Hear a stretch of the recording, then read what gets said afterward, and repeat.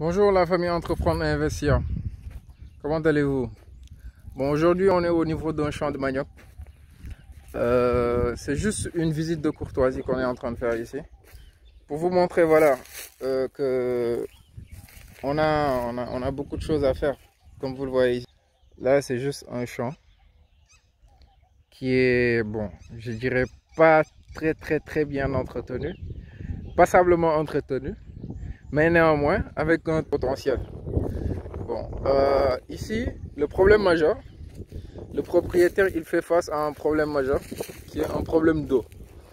Bon, on est en train de voir comment est-ce qu'on va faire pour que voilà, qu'il puisse avoir accès à l'eau, ou bien si c'est pas possible, que voilà, qu'on puisse lui trouver un système hydraulique qui pourra non seulement l'arranger de telle sorte que voilà, qu'il ne puisse pas ressentir les trop grands frais de l'investissement. Parce que il y a énormément de choses, à faire ici. Que ce soit au niveau des plants à cultiver, ou bien même, je dirais même au niveau de la structure même du champ. Parce que voilà, c'est tout près d'un village. Et bizarrement, moi-même je suis étonné, ils ont un problème d'eau. Et le problème majeur en Afrique, surtout pour l'exploitation agricole, c'est le problème d'eau. C'est le problème d'eau.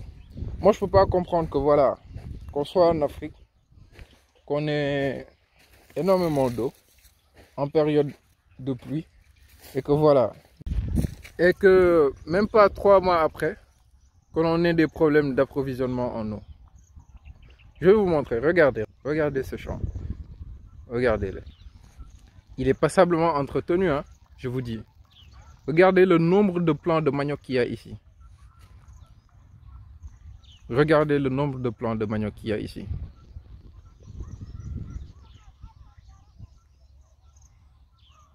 Et là, les plants ne sont pas très bien arrosés. Donc imaginez s'ils étaient arrosés, qu'ils avaient l'entretien qui allait, et puis voilà, qu'ils puissent jouir d'une très bonne exploitation, ce serait juste terrible.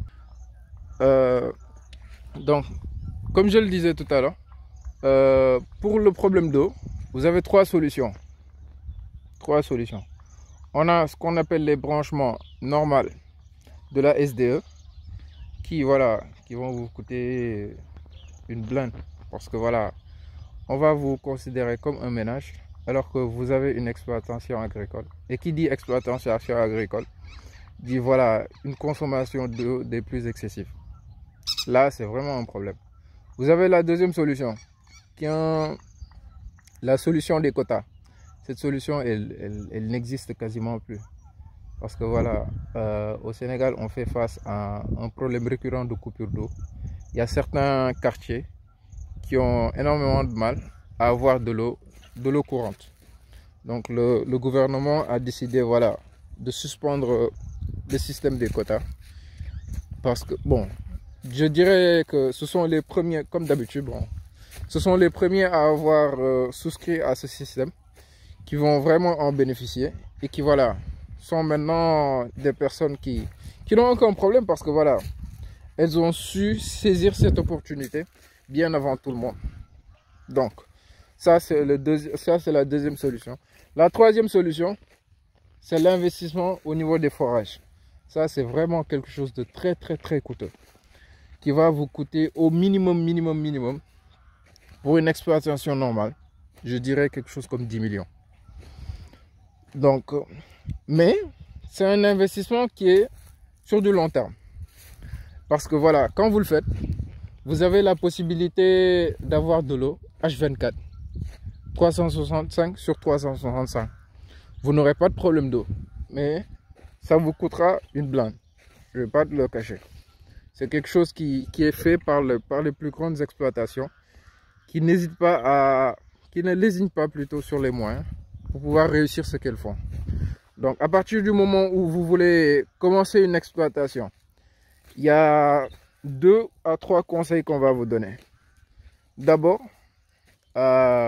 cherchez une exploitation où il y a déjà de l'eau. Parce que ça ne sert à rien d'investir des millions et des millions sur des terres, sur l'achat des terres, sur l'exploitation et que vous n'ayez pas d'eau courante. Je dirais pas d'eau courante, mais une eau qui va vous permettre d'amortir les charges d'exploitation. Parce que sans eau, vous ne pourrez pas investir. Sans eau, vous ne pouvez pas avoir une exploitation rentable. Là, c'est le problème majeur, le problème de l'eau. Donc la deuxième solution qu'on va vous donner, c'est juste une chose. Choisissez votre terrain. Parce qu'il y a différents types de sols. Ça, on reviendra sur une prochaine vidéo pour vous parler des types de sols qui existent sur la région de Dakar ou bien sur les alentours, pour vous parler des types de sols qui existent, qui sont propices à l'exploitation agricole, oui ou non. Mais aussi, on a un troisième volet qui est le plus important, la localisation de votre champ. Votre champ ne doit pas être localisé sur une route. C'est ce qu'on appelle un droit de passage. Donc, si votre champ il est localisé sur une route de passage, là vous avez un gros problème. Quand je parle de droit de passage, ça veut dire que c'est ce qu'on appelle le droit de servitude. Le droit de servitude, ça veut dire une chose. Vous ne devez pas acheter un champ ou bien un terrain où les gens n'ont aucun autre moyen pour passer. Non. Parce que sinon, bon, on a entendu ici réellement des affrontements entre des fermiers et des agriculteurs. Parce que l'agriculteur a eu un problème de servitude. C'est-à-dire que son champ, il sert de passage à tout le monde. Et puis, les éleveurs et les agriculteurs, ils ont vraiment ce problème-là. Donc, essayez de voir comment est-ce que vous allez acheter votre champ. Et le droit de servitude, là, il n'est pas développé, ou bien il n'est pas... On n'en parle pas, mais c'est un problème récurrent. Donc, le droit de servitude, faites des recherches là-dessus. Et essayez de voir comment est-ce que vous allez acheter votre terrain par rapport à ça. Bon, ça, ce sont les 3 conseils qu'on pouvait vous donner. Bon, là, comme vous pouvez le voir, là, on a un plan de manioc classique. Ici. Donc là, c'est juste parce que, c'est en période d'hivernage qu'on peut dire que c'est comme ça. Mais quand vous venez ici en en saison sèche, pratiquement, il n'y a pas cette verdure, et il n'y a pas cette canopée qui vous rendrait amoureux de ça. Donc pour vous dire que le problème d'eau, c'est un problème extrêmement compliqué à gérer. Donc essayez d'avoir un champ avec une exploitation ou bien une exploitation où vous avez déjà de l'eau. Donc l'eau, c'est l'une des bases même sur lesquelles vous devez, ou bien un des critères fondamentaux sur lesquels vous devez mettre de l'accent pour pouvoir acheter votre exploitation. Bon, là, ce sont les conseils qu'on pouvait vous donner sur comment est-ce que vous devez choisir votre terrain. Quels sont les critères sur lesquels vous devez vous pencher pour acheter votre terrain, votre exploitation. Et puis le plus important, commencez petit.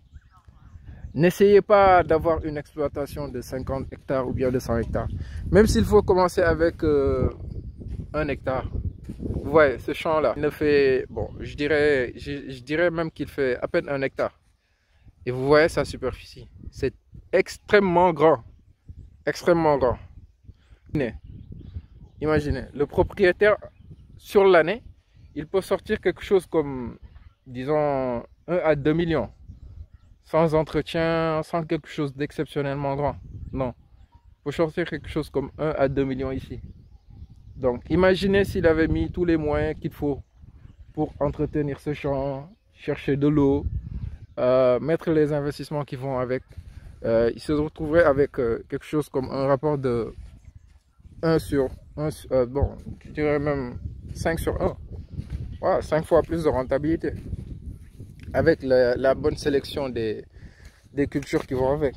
Donc, allez-y, allez-y les gars. C'est pas quelque chose de diable, c'est pas quelque chose de compliqué. La majorité de toutes les grandes richesses de ce continent, elles ont des exploitations agricoles. Donc la terre ne ment pas, comme le disait le vieux sage. La terre ne ment pas. Il y a énormément de choses à faire.